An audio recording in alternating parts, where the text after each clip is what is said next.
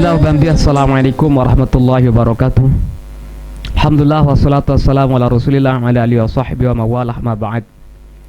Para pemirsa, pada kesempatan yang sangat mulia ini kita akan membahas sebuah hadis Rasulullah SAW yang berbunyi ajaban lil mu'min, sangat mengagumkan terhadap orang yang beriman. Inna amrahu kullahu khair, sesungguhnya semua permasalahan, semua perkara orang yang beriman itu khair, itu adalah baik. In asabathu sarra, jikalau ditimpa oleh sarra, sesuatu yang menyenangkan, fasyakara, kemudian dia itu bersyukur kepada Allah, fakana dzalika, maka yang demikian itu khairan lah, itu menjadi baik untuknya.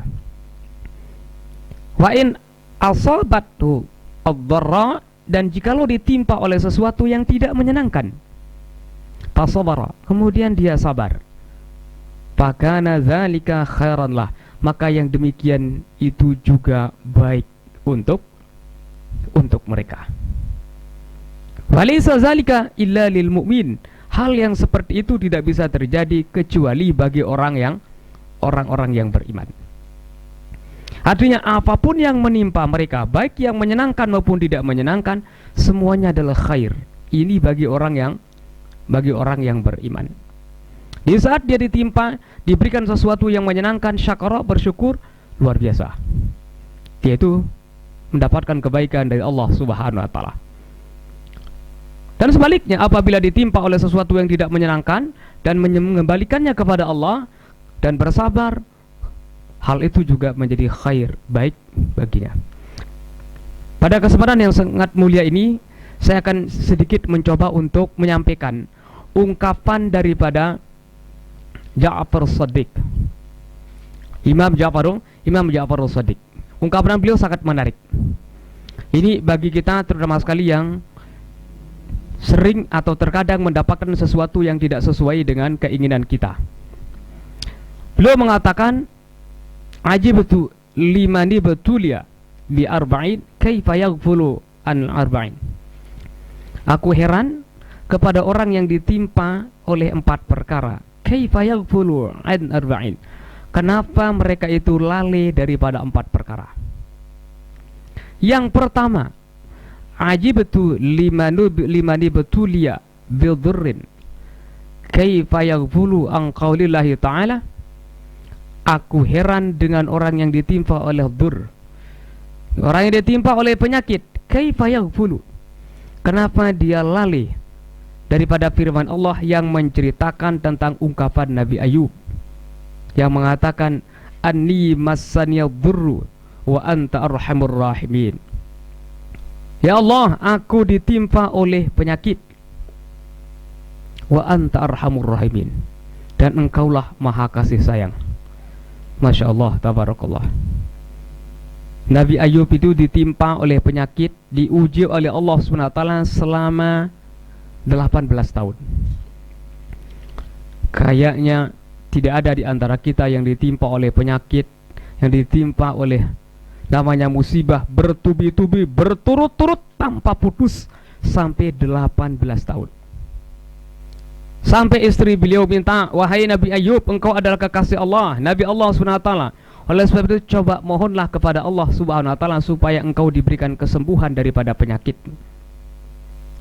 Tapi bukannya menjawab atau bukannya memenuhi keinginan daripada istrinya, tapi justru Nabi Ayub balik bertanya kepada istrinya, wahai istriku, usia kita sekarang udah berapa tahun? Istri mengatakan kurang lebih 80 tahun. Usia kita diberikan kesehatan oleh Allah Subhanahu wa taala. Usia kita udah 80 tahun. Kemudian diuji oleh Allah Subhanahu wa taala hanya 18 tahun. Rasanya sangat malu saya kepada Allah untuk minta untuk diberikan kesembuhan. Makanya Nabi Ayub itu bukan minta kesembuhan kepada Allah, cuma sekedar hanya ngadu, anni massaniyadh dhurru wa anta arhamur rahimin. Ya Allah, saya ditimpa oleh penyakit, wa anta arhamur rahimin. Coba bayangkan ungkapan Nabi Ayub luar biasa. Anta arhamur rahimin. Penyakit yang diberikan selama 18 tahun berturut-turut tanpa hentinya, justru dianggap itu adalah bentuk kasih sayang Allah Subhanahu wa taala. Tapi Allah Maha mendengar. Tatkala Nabi Ayub mengucapkan kata-kata anni massaniya dzurru wa anta arhamur rahimin, Allah Subhanahu wa taala setelah itu berfirman, fastajabna lahu fakashafna ma bihi min dzurrin. Kemudian aku mengabulkan apa yang menjadi pengaduan daripada Nabi Ayub itu, kemudian saya hilangkan penyakitnya. Oleh sebab itu para pemirsa, seberat apapun penyakit yang menimpa kita, kayaknya tidak seberat penyakit yang menimpa Nabi Ayub. Tapi gara-gara mengucapkan anni massaniya dzurru wa anta arhamur rahimin, masya Allah tabarakallah, Allah menyembuhkan penyakitnya.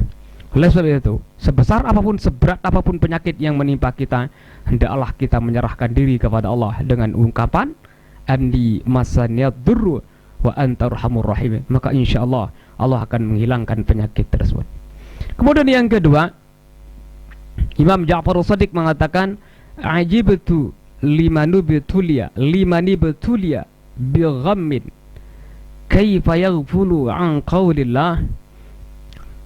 Aku heran dengan orang yang ditimpa oleh gham, yaitu kesusahan.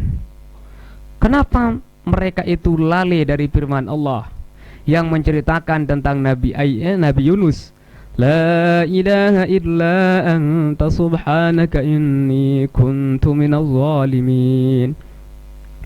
Fanada fi zulumat alla ilaha illa anta subhanaka inni kuntu minaz zalimin. Nabi Yunus menengadahkan tangannya. Nabi Yunus menyeru berdoa kepada Allah Subhanahu wa taala dengan ungkapan la ilaha illa anta subhanaka inni kuntu minaz zalimin fi zulumat, dalam kegelapan, di atas kegelapan. Fi zulumat menggunakan jamak, kegelapan di waktu malam, kegelapan di waktu berada di dalam perut ikan, kegelapan berada di lautan. Itu 3 kegelapan, makanya mengatakan fi zulumat. Ini menggambarkan bagaimana susahnya Nabi Yunus. Akan tetapi pada saat itu gara-gara mengucapkan la ilaha illa anta subhanaka inni kuntu minaz zalimin, setelah itu apa yang terjadi? Wa najjaynahu minal gham, ya, Allah Subhanahu wa taala menyelamatkannya minal gham, dari berbagai macam gham, dari bermacam. Fastajabna lahu wa najjaynahu minal gham. Kami kabulkan apa yang menjadi permintaan, apa yang menjadi doa daripada Nabi Yunus, dan kami selamatkan daripada al-gham, berbagai macam kesusahan tersebut. Nah, oleh sebab itu, sebesar apapun sebenarnya permasalahan yang kita hadapi, kayaknya tidak sebanding dibandingkan dengan kesusahan gham yang dialami oleh Nabi Yunus. Tapi masya Allah tabarakallah, dengan ucapan la ilaha illa anta subhanaka inni kuntu minaz zalimin, maka kesusahan itu menjadi hilang. Oleh sebab itu, di saat ada kesusahan yang menimpa kita, baik itu kesusahan yang sifatnya besar atau kecil, hendaklah kita menyerahkan diri kepada Allah dengan memperbanyak ucapan la ilaha illa anta subhanaka inni kuntu minaz zalimin, maka insyaallah Allah akan menghilangkan kesusahan tersebut. Kemudian yang ketiga, Imam Ja'far Shadiq mengatakan ajibtu limani betulia bi khaufin. Aku heran dengan orang yang ditimpa dengan khauf, kekhawatiran, ketakutan, panik. Kaifa yaghfulu an qaulillah, kenapa dia lalai daripada firman Allah, hasbunallah wa ni'mal wakil, hasbunallah wa ni'mal wakil, hasbunallah wa ni'mal wakil. Hasbunallah wa ni'mal wakil ini adalah sebuah ucapan atau firman Allah yang menggambarkan penyerahan diri kepada Allah secara total atau totalitas. Nabi Ibrahim di saat dilempar, hina ulqiya ilan nar, di saat dilempar ke dalam api, di saat mau dibakar oleh Namruz, beliau mengatakan la hasbunallah, beliau mengatakan hasbunallah wa ni'mal wakil, hasbunallah wa ni'mal wakil. Air api itu bukannya panas, tapi justru api itu malah menjadi dingin. Allah berfirman, kunna ya naru kuni bardan wa salaman ala Ibrahim. Wahai api, jadilah dingin dan selamat bagi Nabi Ibrahim alaihi salam. Kemudian yang keempat, yang terakhir adalah ajibtu liman ibtulia bimakrin. Aku heran dengan orang yang ditimpa oleh makar, tipu daya orang. Kaifa yaghfulu, kenapa dia itu lalai dengan firman Allah yang berbunyi wa ufawwidu amri ilallah innallaha basirum bil ibad.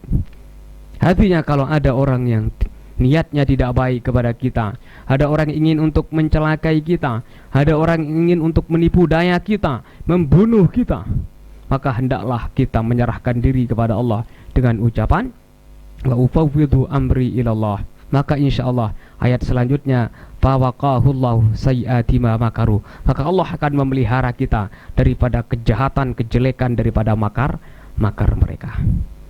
Ya, inilah ya, doa yang ada dalam Al-Qur'anul Karim, ya, amalan-amalan yang ada dalam Al-Qur'anul Karim yang seharusnya sebaiknya kita amalkan di saat kita mengalami segala macam situasi kondisi yang tidak menyenangkan bagi kita, sehingga supaya sesuai dengan hadis tadi, supaya menjadi khair untuk kita, menjadi baik untuk kita, sekalipun itu kelihatannya tidak menyenangkan. Mungkin sekedar ini, kurang lebihnya mohon maaf. Wallahul muwaffiq wal hadi ila sabilir rasyad. Wassalamualaikum warahmatullahi wabarakatuh.